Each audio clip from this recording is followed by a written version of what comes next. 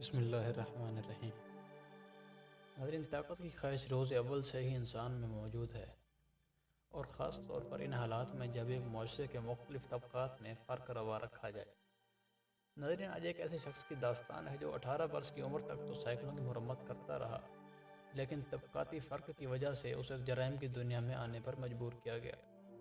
جرائم کی دنیا میں ایمانداری نے اس شخص کو اپنے وقت کا انڈر ورلڈ کا ڈان بنا دیا، جو ایک لمبے عرصے تک ممبئی سرکار کے اعصاب پر سوار رہا۔ صرف 8 سال کی عمر میں باپ کے ساتھ مزدوری کرنے والے اس لڑکے کے بارے میں بڑے بڑوں کو معلوم نہ تھا کہ یہ ان کی انڈر ورلڈ سے چھٹی کرا دے گا۔ السلام علیکم ناظرین، آپ دیکھ رہے ہیں انفو ورلڈ بائی شمسی اور میں ہوں فرقان شمسی۔ ناظرین، یہ داستان ہے ممبئی کے مشہور زمانہ انڈر ورلڈ ڈان حاجی مستان کی، جس کا اصل نام مستان حیدر مرزا تھا۔ 1 مارچ 1926 کو تامل ناڈو کے ایک چھوٹے سے گاؤں میں پیدا ہونے والا حاجی مستان 18 برس کی عمر تک سائیکلوں کی مرمت کرتا رہا۔ بعد ازاں ممبئی بندرگاہ پر کلی کے طور پر کام کرنا شروع کیا۔ وہ دبئی، عدن، ہانگ کانگ اور دیگر شہروں سے آنے والے سامان کی دیکھ بھال پر مامور تھا۔ سب سے پہلا کام جو مستان نے کیا وہ مال کو کسٹم کے بغیر گزارنا تھا، جس سے اسے ماہوار 15 روپے تک کا فائدہ ہونے لگا۔ انہی دنوں شیر خان نامی ایک شخص کلیوں سے بھتہ وصول کرنے آیا کرتا تھا، اور بھتہ نہ دینے والے شخص کے ساتھ بہت برا سلوک کیا جاتا تھا۔ مستان نے اس کو سبق سکھانے کا فیصلہ کیا۔ اس نے اپنے ساتھی کلیوں کو اکٹھا کر کے انہیں منصوبے سے آگاہ کیا، اور اگلے روز جب شیر خان آیا تو کلیوں میں سے 10 افراد کم تھے۔ ابھی شیر خان ان کم افراد کے بارے میں پوچھ رہا تھا کہ مستان اور اس کے ساتھیوں نے شیر خان پر حملہ کیا، اور بالآخر شیر خان کو جان بچا کر بھاگنا پڑا۔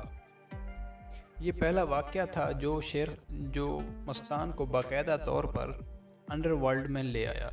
اسی اثناء میں مستان کو اس مقام تک لانے والا شخص شیخ غالب گرفتار ہوا، اور سامان کی سمگلنگ بند ہوئی، لیکن غالب کا کافی سارا سونا اس کے گرفتار ہونے کے بعد آیا، جو مستان نے سنبھال کر رکھا، اور غالب کی رہائی کے بعد دونوں نے آدھا آدھا کر لیا۔ اب مستان نے نوکری چھوڑ کر باقاعدہ سمگلنگ کا آغاز کر دیا۔ عرب ممالک میں انتہائی مضبوط اثر و رسوخ کی وجہ سے شیخ غالب اور مستان کی سونے کی سمگلنگ نہایت کامیاب رہی۔ اس تمام عرصے میں حاجی مستان مختلف چھوٹے گینگز اور مختلف انڈر ورلڈ کے افراد سے سامنا رہا۔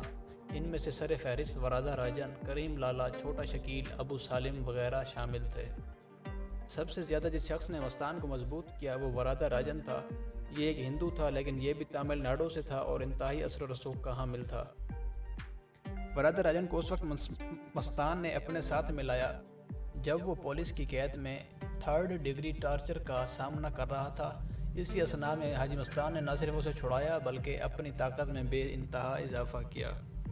لیبر، کسٹم حکام، افسران اور بمبئی پورٹ کے اہلکاروں کو ساتھ ملا کر ایک نہایت مضبوط نیٹ ورک تشکیل دیا گیا، جو کہ 30,000 مربع فٹ پر محیط 53 شیڈز میں سے مال اترتے ہی اس کا خاطر خواہ حصہ غائب کر لیا کرتے تھے۔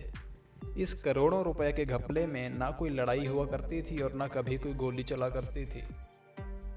بیرون ملک کا سونا بھارت منگوانے کے بعد مستان نے بھارت کی چاندی بیرون ملک بھیجنا شروع کر دی، جسے مستان کی چاندی کے نام سے جانا جاتا تھا۔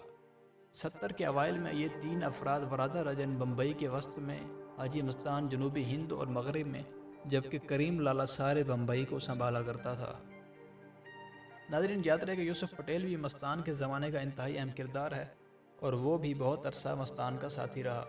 مستان نہ صرف ایک طاقتور انڈر ورلڈ مافیا ڈان تھا بلکہ اس کے بالی ووڈ سے بھی گہرے مراسم تھے، اور وہ بہت سی فلموں کے لیے مستان فنانسنگ بھی کیا کرتا تھا۔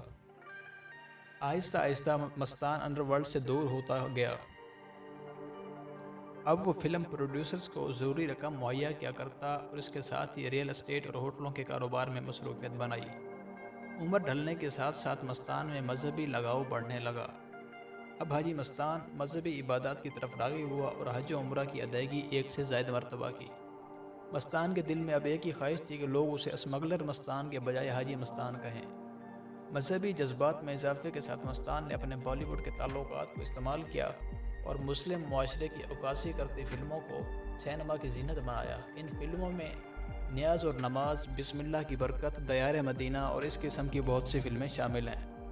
انہی دنوں حاجی مستان نے بالی ووڈ کی ایک مشہور اداکارہ سے شادی بھی کی، اور اب مستان کی خواہش تھی کہ وہ ہر اچھی شخصیت اور سماجی شخصیات کے ساتھ نظر آئے اور خود کو ایک سماجی کارکن ثابت کرے۔ مستان ایک حد تک اس میں کامیاب رہا اور لوگ اس کے ماضی کو بھول کر اسے اپنا خیر خواہ سمجھنے لگے۔ مستان غریبوں کی مدد بھی کیا کرتا تھا اور خاص طور پر وہ مسلمانوں کی بہت مدد کیا کرتا تھا۔ زندگی کے اواخر میں حاجی مستان نے دولت رہنماؤں کے تعاون سے اقلیتوں کے حقوق کے لیے آواز اٹھانے والی ایک سیاسی تنظیم دولت مسلم سرکشا محاسن کی بنیاد ڈالی۔ انتہائی ہنگامہ کی زندگی گزارنے کے بعد مستان 25 جون 1994 کو دل کے عرضے میں مبتلا ہو کر رخصت ہوا اور یوں 5 دہائیوں پر مبنی اس انڈر ورلڈ کنگ کی کہانی اختتام کو پہنچی۔ ناظرین، یہ تھی آج کی ویڈیو۔ اگر پسند آئے تو ضرور لائک، شیئر اور سبسکرائب کیجیے۔ اگلی ویڈیو تک دیجیے اجازت۔ اللہ حافظ۔